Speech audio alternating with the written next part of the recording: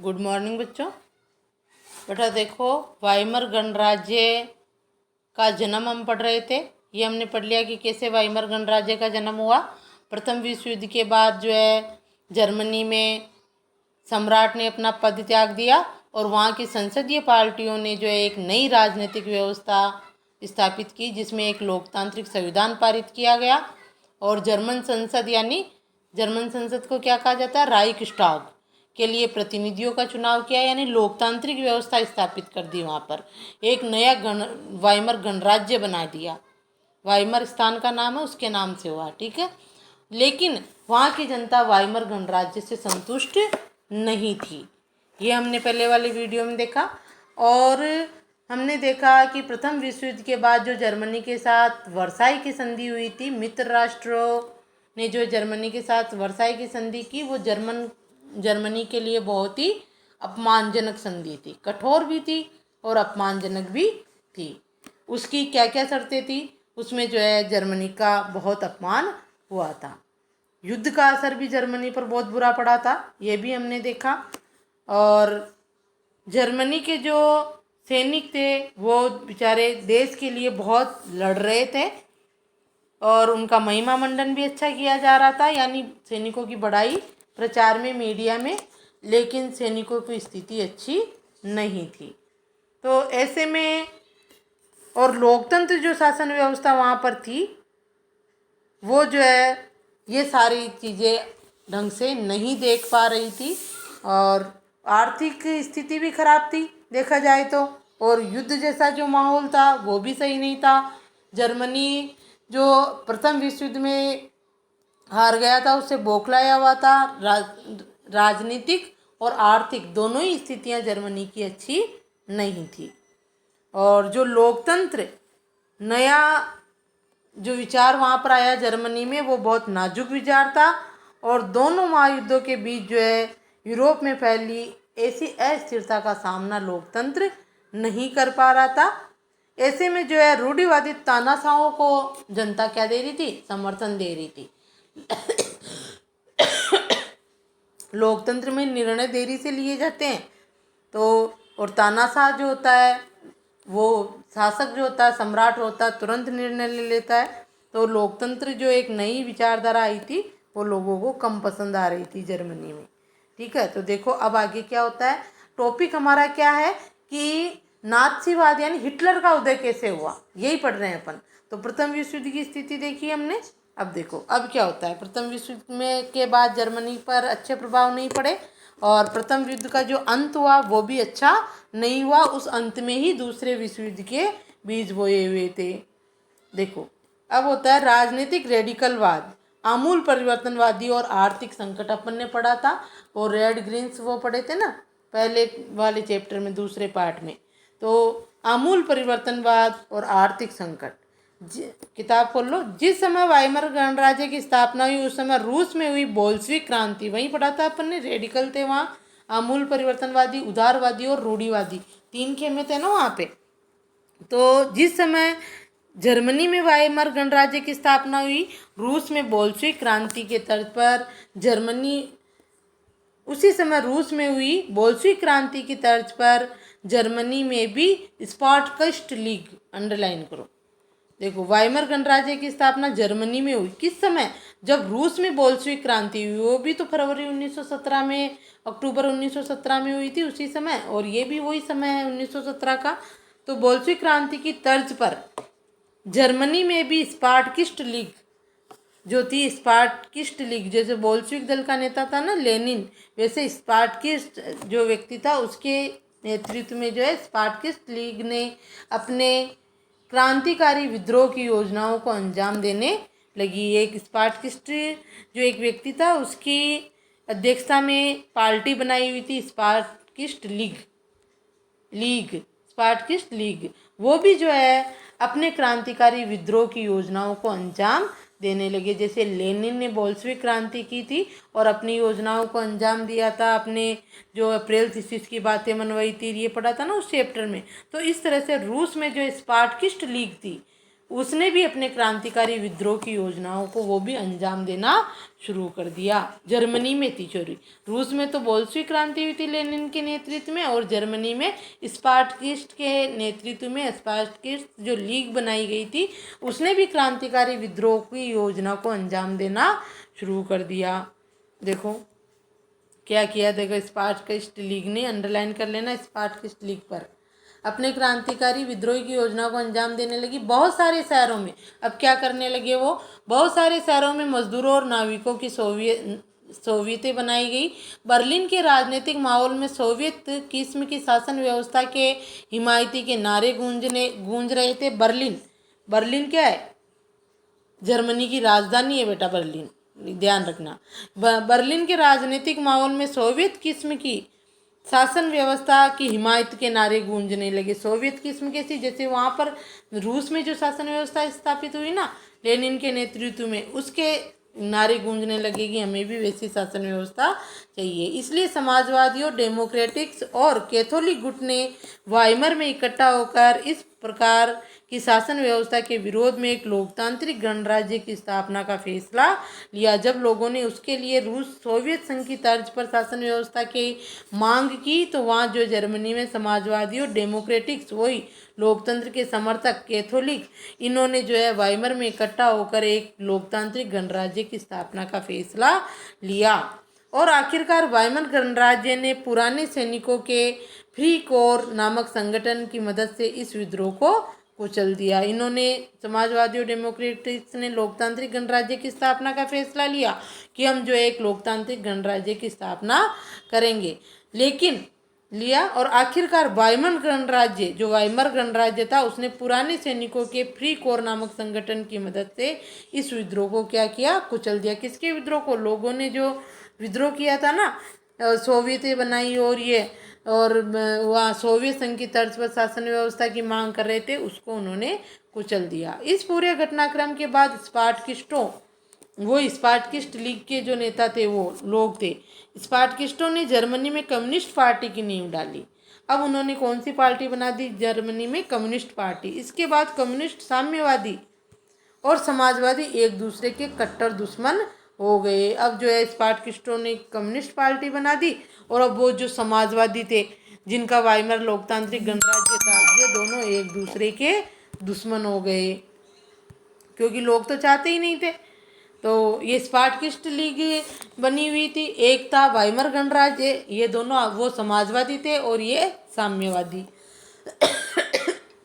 तो दोनों ही पार्टियां जर्मनी में एक दूसरे के कट्टर दुश्मन हो गए और हिटलर के खिलाफ कभी भी साझा मोर्चा नहीं खोल सके। अब इधर हिटलर अपनी ताकत को बढ़ा रहा था, देखो समझो यहाँ पर क्या कह रहा है, एक तो स्पार्टकिस्ट और एक कौन था, लोकतांत्रिक गणराज्य के समाजवादी और ये जो है डेमोक्रेटिक लोग, और ये थे।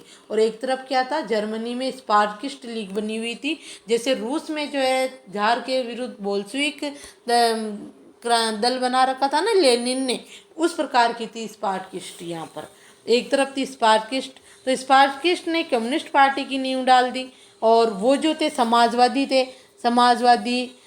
डेमोक्रेटिक्स और कैथोलिक, ये जो थे वो कौन थे, समाजवादी। तो कम्युनिस्ट यानी साम्यवादी हो गए, ये तो स्पार्टकिस्ट तो क्या हो गए, साम्यवादी, और समाजवादी कौन, वही जो लोकतांत्रिक गणराज्य की स्थापना का फैसला लिए थे, ये हो गए। तो अब ये दोनों एक दूसरे के कट्टर दुश्मन हो गए, साम्यवादी और समाजवादी, ठीक है। तो ये हिटलर के खिलाफ कब जो है साझा मोर्चा नहीं खोल सके, यानी हिटलर का विरोध नहीं कर सके। साझा यानी साथ मिलकर विरोध करना, तो एक दूसरे के दुश्मन थे दोनों ही, साम्यवादी और समाजवादी, तो साथ मिलकर मोर्चा कहाँ खोले, यानी कहाँ विरोध करे। तो क्रांतिकारी, इस तरह हिटलर का उदय हुआ, ये बताया जा रहा है। क्रांतिकारी और उग्र राष्ट्रवादी दोनों ही खेमे रेडिकल समाधानों के लिए आवाज़ें उठाने लगे। अब क्रांतिकारी और उग्रवादी जो खेमे थे ये स्पार्टकिस्ट लीग में, वो दोनों ही खेमे रेडिकल समाधानों के लिए आवाज़ें उठाने के लगे। वो राजनीतिक रेडिकल यानी आमूल परिवर्तनवाद चाहने लगे दोनों ही खेमे। कौन कौन से, क्रांतिकारी तो वही स्पार्टकिस्ट लीग के क्रांतिकारी जो विद्रोह की योजनाओं को अंजाम दे रहे थे वो, और उग्र राष्ट्रवादी जो थे, उग्र राष्ट्रवादी भी वही जो आमूलचूल परिवर्तन चाहते हैं, जल्दी परिवर्तन चाहते हैं, रेडिकलवाद वही। ये जो है दोनों ही खेमे रेडिकल समाधानों के लिए आवाज़ें उठाने लगे कि जो है तुरंत परिवर्तन किया जाए सत्ता का। अब देखो क्या होता है, ये इसमें हम क्या समझ रहे हैं, हिटलर का उदय, कि हिटलर का उदय कैसे हुआ ये समझ रहे हैं। देखो आगे, राजनीतिक रेडिकलवाद विचारों को 1923 के आर्थिक संकट से और बल मिला। जर्मनी में पहला विश्व युद्ध मोटे तौर पर कर्ज लेकर लड़ा था और युद्ध के बाद तो उसे स्वर्ण मुद्रा में हर्जाना भी भरना पड़ा था ना। वर्साई की संधि पर उस पर थोप दिया था कि यूरोप महाद्वीप के देशों को जो प्रथम विश्व में हर्जाना हुआ वो जो है तुम चुकाओगे। 6 अरब पौंड का जुर्माना लगा दिया था। कितने का? 6 अरब पौंड का। पीछे पड़ा हमने वर्साई की संधि की शर्तों में। तो और दोहरे बोझ से जर्मनी के स्वर्ण भंडार लगभग समाप्त होने की दृष्टि में स्थिति में पहुंच गए। पहले ही युद्ध लड़ा, जब भी कर्ज लिया था, और फिर हर्जाना चुकाने में आर्थिक स्थिति खराब हो गई। 1923 में जर्मनी आर्थिक संकट में गिर गया। सोने के भंडार समाप्त होने की स्थिति में पहुंच गए। आखिरकार 1923 में जर्मनी ने कर्ज और हर्जाना चुकाने से इनकार कर दिया। जर्मनी परेशान हो गया, कुछ भी नहीं रहा चुकाने के लिए, तो उन्होंने 1923 में इनकार कर दिया। यानी वर्साई की संधि की शर्तों को धीरे धीरे तोड़ने लग गया अब जर्मनी। इसके जवाब में फ्रांसीसियों ने जर्मनी के मुख्य औद्योगिक इलाके रूर पर उसने जुर्माना देने से इनकार कर दिया ना। तो फ्रांस को ज़्यादा नुकसान हुआ था प्रथम विश्व युद्ध में, इसलिए जर्मनी ने जुर्माना नहीं दिया। तो फ्रांसीसियों ने जो है जर्मनी के एक औद्योगिक इलाके रूर पर कब्जा कर लिया। ये जर्मनी के विशालकाय कोयला भंडार वाला इलाका था। कौन सा? रूर कोयला भंडार वाला इलाका था, जिस पर फ्रांस ने अधिकार कर लिया। क्यों? क्योंकि जर्मनी ने 1923 में युद्ध का हर्जाना देने से इनकार कर दिया। तो फ्रांस ने रूर, जो कोयले भंडार वाला इलाका था, उस पर कब्जा कर लिया। जर्मनी ने फ्रांस के विरुद्ध निष्क्रिय प्रतिरोध के रूप में बड़े पैमाने पर कागजी मुद्रा छापना शुरू कर दिया। अब जर्मनी ने रूर पर अधिकार कर लिया तो कोई युद्ध वगैरह नहीं किया, निष्क्रिय रहा, लेकिन जो है कागजी मुद्रा छापना शुरू कर दिया। किसने? जर्मनी ने। अब देखो कागजी मुद्रा छापना शुरू किया तो उसकी स्थिति क्या हुई? कागज की मुद्रा, पहले सोने चांदी के सिक्के इतने नहीं डाले जाते थे, सोने की मुद्रा तो चुकानी पड़ी थी। हर्जाने के रूप में सोने के भंडार ही समाप्त हो गए। तो अब जो है ये जर्मनी कागज के नोट छापने लगा। तो उसका क्या प्रभाव पड़ा देखो कागजी मुद्रा का। जर्मनी सरकार ने इतने बड़े पैमाने पर मुद्रा छाप दी कि उसके मुद्रा मार्क का मूल्य तेजी से गिरने लगा। पहले सोना देकर कर्जा चुका रहा था, अब कागज की मुद्रा छापी तो उसका कोई मूल्य नहीं रहा इसमें बाजार में। अप्रैल में एक अमेरिकी डॉलर की कीमत 24,000 मार्क के बराबर थी। जैसे अपनी कागज की मुद्रा का नाम रुपया है ना, वैसे जर्मन की कागजी मुद्रा का नाम क्या था? मार्क।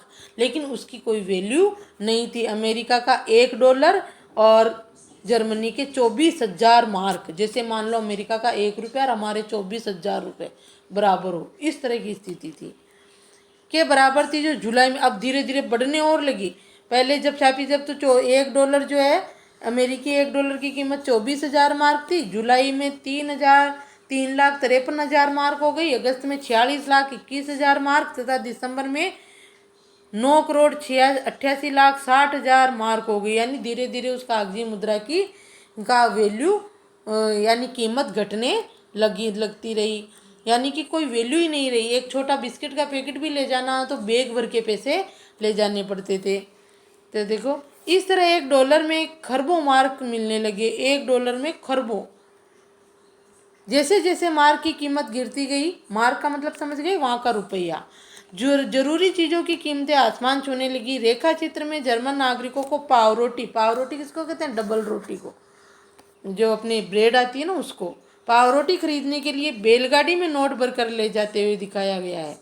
बैलगाड़ी में नोट भर के ले जा रहे हैं एक डबल रोटी लेने के लिए, क्योंकि कोई वैल्यू नहीं थी उन नोटों की। ले जाते हुए दिखाया जाने लगा। जर्मन समाज दुनिया भर में हमदर्दी का पात्र बनकर रह गया। इस संकट को बाद में अति मुद्रास्फीति का नाम दिया गया। इस संकट को क्या कहा गया? अति मुद्रास्फीति का नाम दिया गया।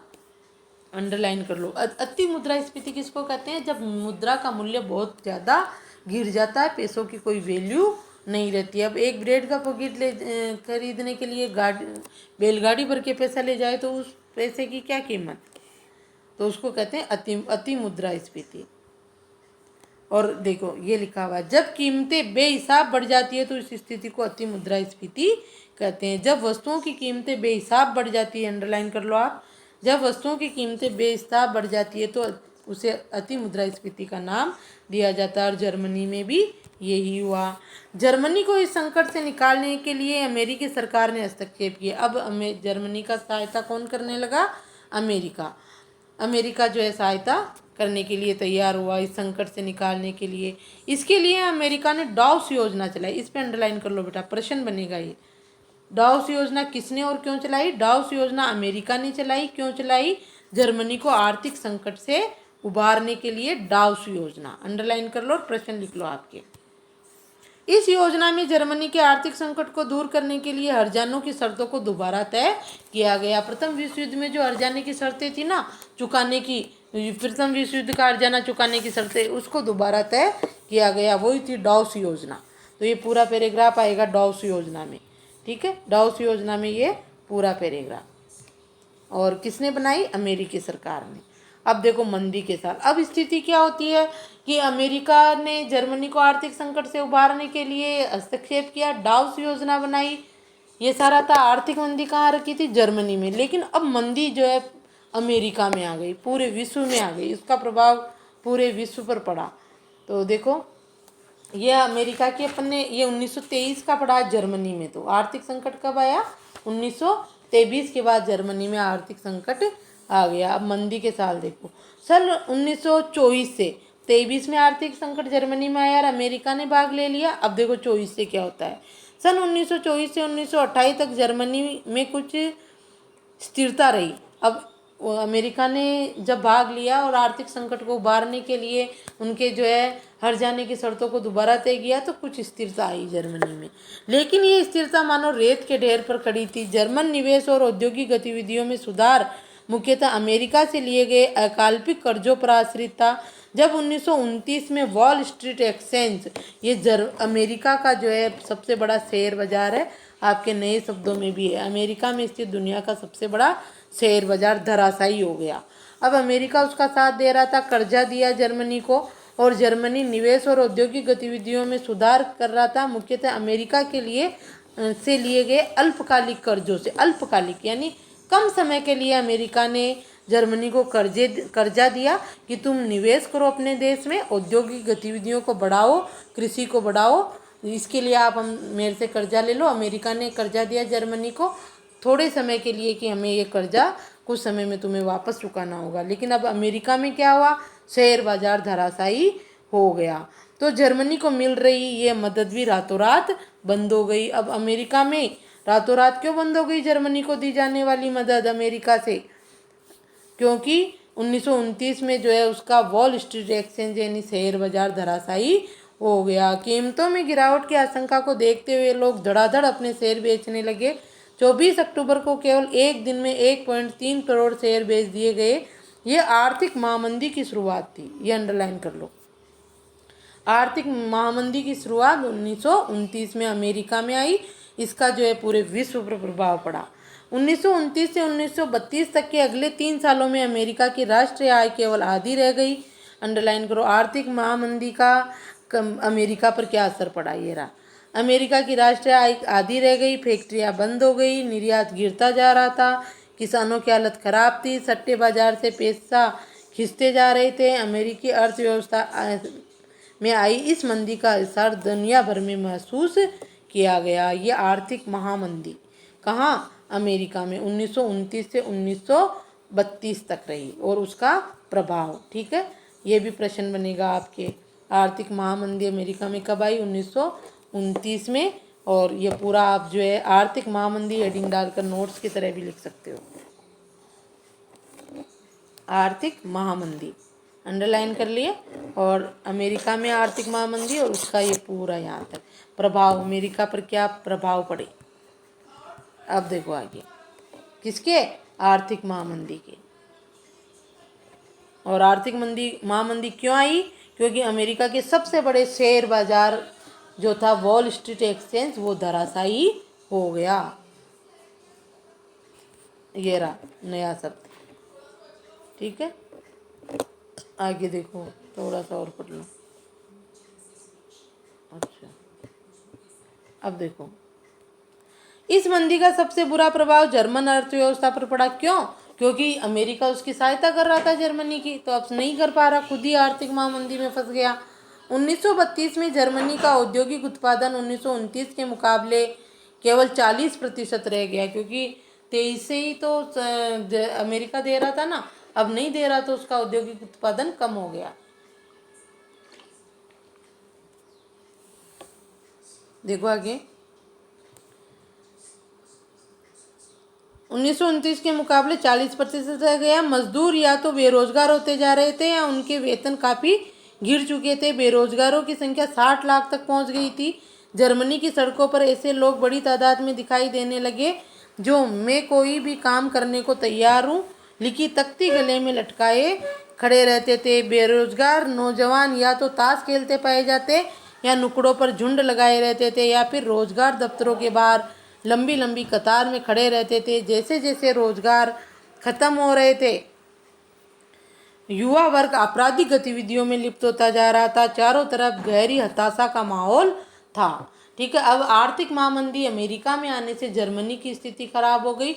वहाँ का औद्योगिक उत्पादन जो था, उद्योग धराशायी हो गए और काफ़ी लोग बेरोजगार हो गए और बेरोजगारों की हालत खराब हो गई। इससे युवा जो है आपराधिक गतिविधियों में लिप्त हो गए। अब हम पढ़ेंगे कि इस कारण हिटलर का उदय हुआ, ये बेरोजगारी वाली स्थिति जर्मनी में, और चारों तरफ हताशा का माहौल हो गया और लोकतांत्रिक सरकार थी वो कुछ भी नहीं कर पा रही थी। आगे देखो, आर्थिक संकट ने लोगों में गहरी बेचैनी और डर पैदा कर दिया था। जैसे जैसे मुद्रा का अवमूल्यन होता जा रहा था, यानी मुद्रा का मूल्य गिरता जा रहा था, मध्यम वर्ग खास तौर से वेतनभोगी कर्मचारी और पेंशनधारियों की बचत भी सिकुड़ती जा रही थी।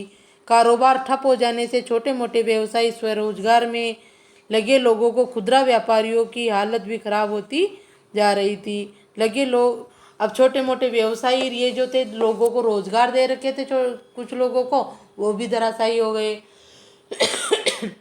ये मध्यम वर्ग की हालत खराब हो गई। समाज के इन तबकों को सर्वहाराकरण का भय सता रहा था। सर्वहाराकरण क्या होता है, ये भी नए शब्दों में देखो नीचे।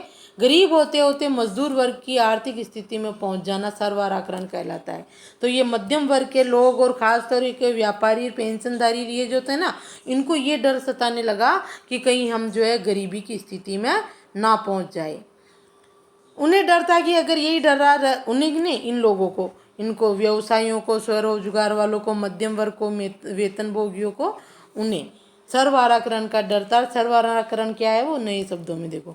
उन्हें डर था कि अगर यही डरा रहा तो वे एक दिन मजदूर बनकर रह जाएंगे, या हो सकता है कि उनके पास कोई रोजगार ही न रह जाए। अब सिर्फ संगठित मजदूर ही थे जिनकी हिम्मत टूटी नहीं थी, लेकिन बेरोजगारों की बढ़ती फौज उनके मोल भाव क्षमता को भी चोट पहुंचा रही थी। बड़े व्यवसाय संकट में थे। किसानों का एक बड़ा वर्ग कृषि उत्पादों की कीमतों में बेहिसाब गिरावट की वजह से परेशान था। युवाओं को अपना भविष्य अंधकार में दिख रहा था। अपने बच्चों का पेट भर पाने में असफल औरतों के दिल डूब रहे थे। ये स्थिति हो गई थी। सभी संकट में थे। सिर्फ जो संगठन में मजदूर थे, किसी बड़ी उद्योग में काम कर रहे थे, उनकी स्थिति थोड़ी सी ठीक थी, लेकिन उनको भी भविष्य का डर सता रहा था। किसानों के कृषि उत्पाद जो उत्पादित होते हैं, उनकी का मूल्य बिल्कुल गिर गया था। बहुत ही बुरी स्थिति जर्मनी में हो गई थी सभी वर्गों के साथ। औरतें अपने बच्चों का पेट भी नहीं भर पा रही थी। सबको अपना भविष्य अंधकार में दिखाई दे रहा था। ठीक है, तो ऐसी स्थिति, और सरकार जो लोकतांत्रिक सरकार थी वो उनके लिए कुछ भी नहीं कर रही थी। इस प्रकार हिटलर का उदय होगा जर्मनी में। ये पढ़ रहे हैं अपन कि क्यों हुआ हिटलर का उदय। देखो, अब राजनीतिक स्तर पर वाइमर गणराज्य एक नाजुक दौर से गुजर रहा था, क्योंकि वहाँ पर ही वो साम्यवादियों और समाजवादियों में लड़ाई झगड़े चल रहे थे। तो उसका भी वाइमर गणराज्य का नाजुक दौर था। वाइमर संविधान में कुछ ऐसी कमियां थी, इस पे अंडरलाइन करो, क्यों वाइमर गणराज्य सफल नहीं हुआ, उसमें क्या कमियां थी वो देखो आप। तो यहाँ लगाओ आप कमियां।